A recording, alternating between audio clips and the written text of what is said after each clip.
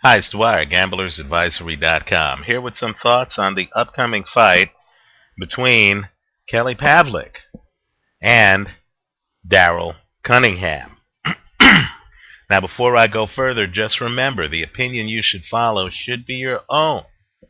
Just consider this video to be a second opinion from a complete stranger online.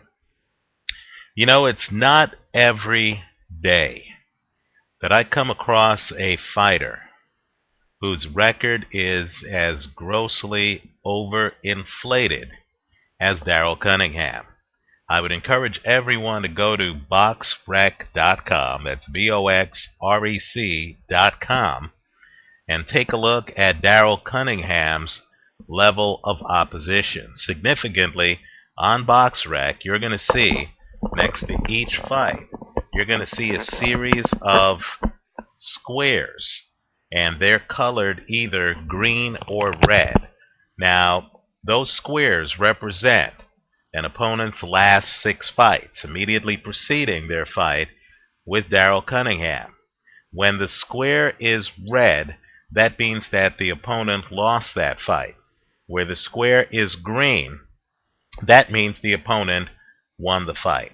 Now, you're going to find out that Darryl Cunningham has fought guys who literally had lost their 6 preceding fights before fighting Darryl Cunningham. In fact, even his biggest fight, a fight against a gentleman named Antoine Eccles, pretty good fighter, you'll find that, and it was his biggest win, you'll find that Eccles had lost 5 of the 6 fights before fighting Darryl Cunningham. Now, when you look at the films of Darryl Cunningham, you're going to see that Darryl Cunningham doesn't move around the ring a lot. He's right in front of you. In other words, he's not going to be confused anytime soon with Bernard Hopkins, a fighter whose style gave Kelly Pavlik all kinds of problems. Right? Now, while Cunningham does have a pretty good punch, he actually knocked out Antoine Eccles, I just don't see how he's going to be able to cope with Kelly Pavlik's length, Kelly Pavlik's jab, and Kelly Pavlik has one of the better jabs in the sport, or Kelly Pavlik's power, and Kelly Pavlik does have one-punch KO power. Now, I did take Bernard Hopkins over Kelly Pavlik, Sergio Martinez over Kelly Pavlik, but understand Hopkins and Martinez are guys who can move around the ring. They force you to move your feet. Kelly Pavlik is much better when he's dealing with a guy who is right in front of him than when he's dealing with a guy who's able to dart in and out and who's coming in at angles.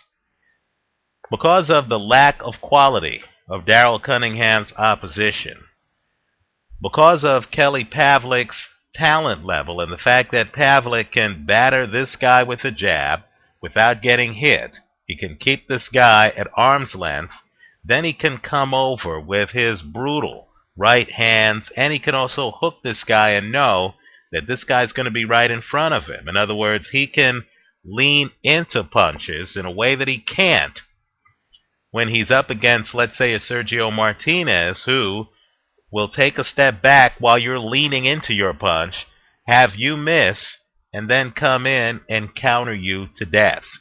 I don't think Darryl Cunningham has that skill set. My lead bet in this fight, because Cunningham does have a punch, is the under. Right? I think as long as that under is, let's say, around 8 rounds, I don't see how, quite frankly, Darryl Cunningham makes it to the 8th round, right? It's even better if that over-under is 9 rounds or more, right? I don't think that this fight goes the distance. I think somebody is going to get knocked out. My straddle on it is Pavlik simply to win. This fight is in Youngstown. Pavlik is before his folks. Now, while Kelly Pavlik and Youngstown seem to have a complicated relationship with each other, And while Kelly Pavlik has been tested in Youngstown by fighters like Marco Antonio Rubio, right? I believe that there is simply no way, given the skill sets of the fighters, that Darryl Cunningham can win a decision in Youngstown. If it goes to the scorecards, and I don't see that happening, I think somebody gets knocked out in this one. But if it goes to the scorecards, I think Kelly Pavlik wins on the scorecards as well. I'm expecting a Kelly Pavlik victory. I'm expecting him to do it by knockout. The under is, to me, a better way to play it than Pavlik by KO, because you also get the knockout from Darryl Cunningham if he's able to land a big punch. Let me also point out, too, I think Kelly Pavlik's skills are deteriorating.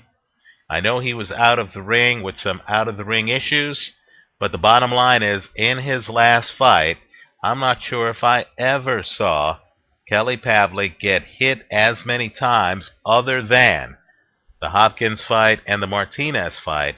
I'm not sure if I ever saw Kelly Pavlik get hit flush as many times as I did that last fight.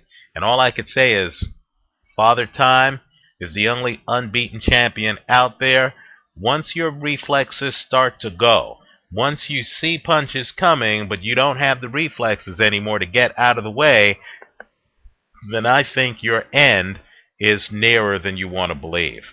So Kelly Pavlik has never been knocked out in his career. My point to you is simply, I don't believe Kelly Pavlik's reflexes have ever been worse in his career.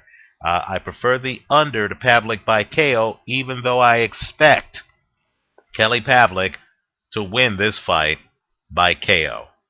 Let me know what you think. Leave your comments for me here on YouTube. Visit us at gamblersadvisory.com. Simply put, I don't expect this fight to go the distance. I believe Cunningham has a puncher's chance. I expect Kelly Pavlik to win this fight by knockout. I like the under in this one. Let me know what you think. Thanks for watching.